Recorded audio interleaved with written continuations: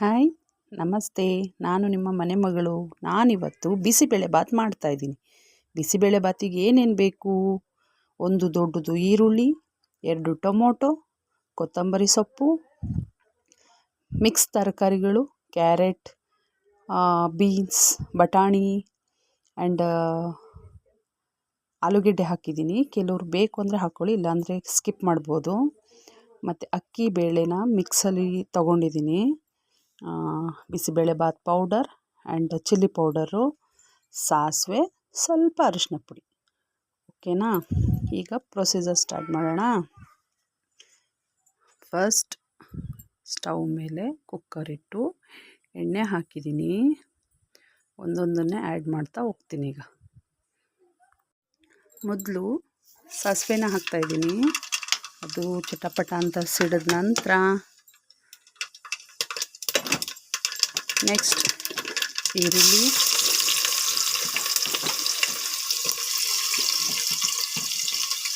ಈರುಳ್ಳಿನ ಹಾಕ್ತಾಯಿದ್ದೀನಿ. ಸ್ವಲ್ಪ ಫ್ರೈ ಮಾಡಬೇಕು, ಹಸಿ ವಾಸನೆ ಹೋಗೋವರೆಗೂ ಫ್ರೈ ಮಾಡಬೇಕು.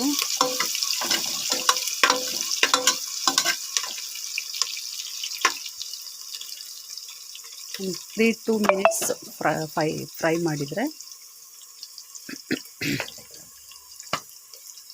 ಇದು ಹಸಿ ವಾಸನೆ ಹೋಗುತ್ತೆ.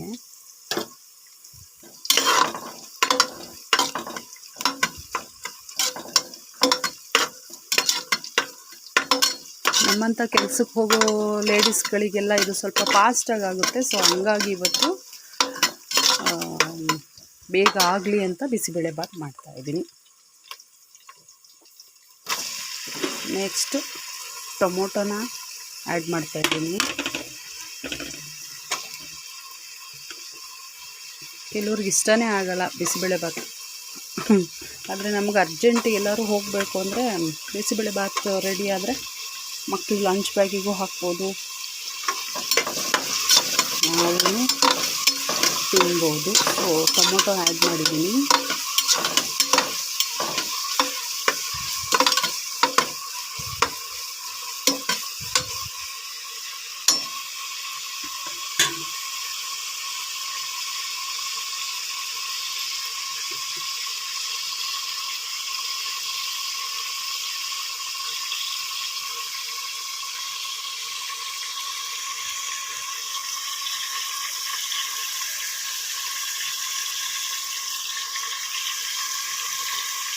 ಟೊಮೊಟೊ ಬೇಗ ಬೇಯುತ್ತೆ. ಒಂದು ಸ್ವಲ್ಪ ಅರಿಶಿನ ಪುಡಿನ ಅದಕ್ಕೆ ಸೇರಿಸ್ಬೇಕು, ಒಂದು ಚಿಟಿಕೆಯಷ್ಟು. ಆಗ ಟೊಮೊಟೊ ಬೇಗ ಬೇಯುತ್ತೆ. ಓಕೆನಾ?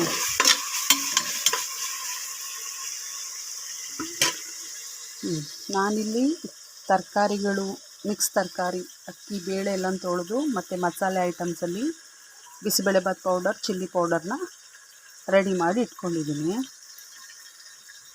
ಸೊ ಒಂದೊಂದಾಗಿ ಅದಕ್ಕೆ ಆ್ಯಡ್ ಮಾಡ್ತಾ ಹೋಗೋಣ.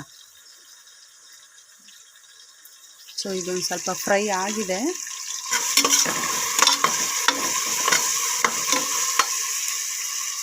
ಇದಕ್ಕೀಗ ತರಕಾರಿ,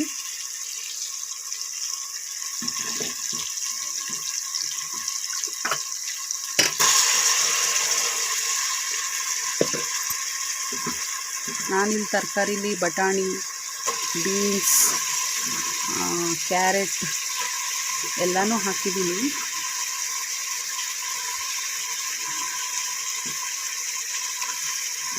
ಕೆಲವ್ರಿಗೆ ತರಕಾರಿ ಲೆಸ್ ಬಿಸಿಬೇಳೆಬಾತು ತುಂಬ ಇಷ್ಟ ಆಗುತ್ತೆ, ಬಟ್ ನಮಗೆ ತರಕಾರಿ ಇಲ್ಲ ಅಂದರೆ ಟೇಸ್ಟೇ ಸಿಗಲ್ಲ. ಹಾಗಾಗಿ ತರಕಾರಿನ ಆ್ಯಡ್ ಮಾಡಿ.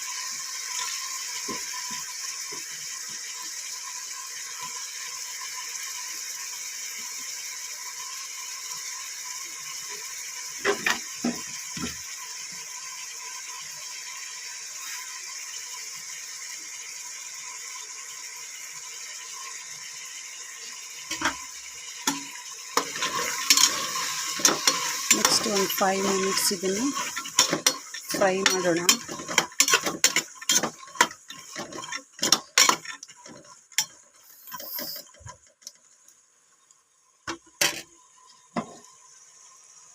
ಫ್ರೈ ಮಾಡಾದಮೇಲೆ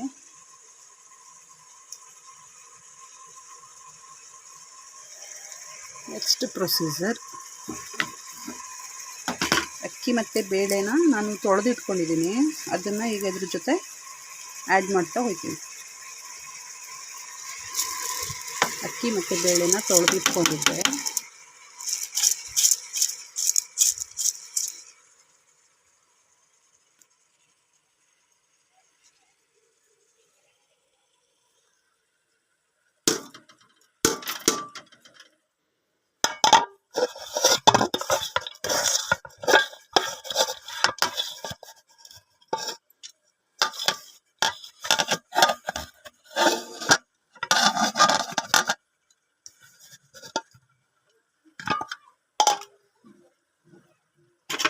ಚೆನ್ನಾಗಿ ಮಿಕ್ಸ್ ಮಾಡ್ಕೊಳ್ಳಿ.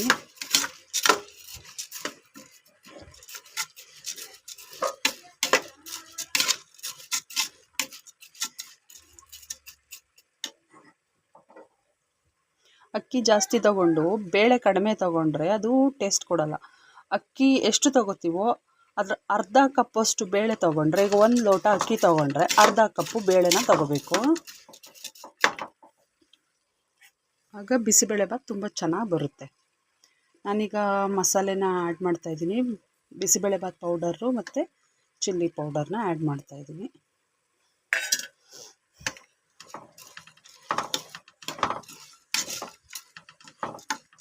ನನಗೆ ಗೊತ್ತಿರೋ ಹಾಗೆ ನಾನು ಮಾಡ್ತಾಯಿದ್ದೀನಿ. ಬಟ್ ಅದ್ರ ಪ್ರೊಸೀಜರ್ ಬೇರೆ ಥರನೇ ಇದ್ದರೆ ದಯವಿಟ್ಟು ಬ್ಯಾಡ್ ಕಮೆಂಟ್ ಮಾತ್ರ ಮಾಡಬೇಡಿ.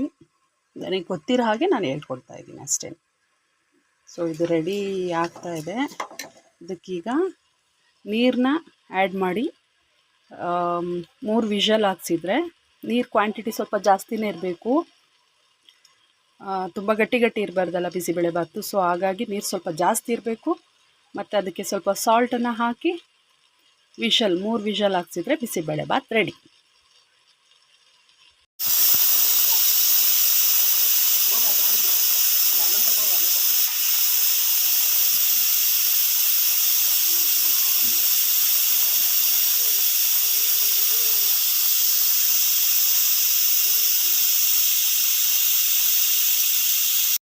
ಹಾಂ, 3 ವಿಷಲ್ ಆಗಿದೆ.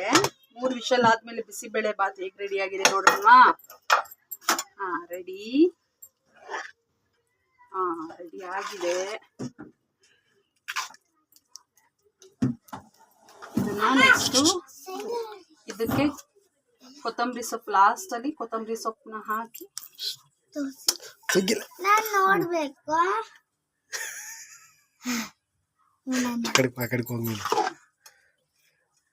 ಮಿಕ್ಸ್ ಮಾಡೋಣ.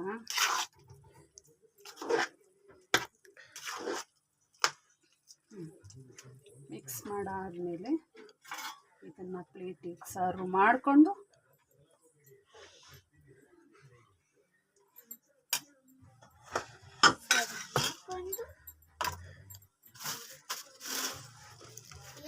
ಮಿಕ್ಸ್ಚರ್ನ ಹಾಕೊಂಡ್ರೆ ತಿನ್ನೋದಕ್ಕೆ ಬಿಸಿಬೇಳೆಭಾತ್ ರೆಡಿ.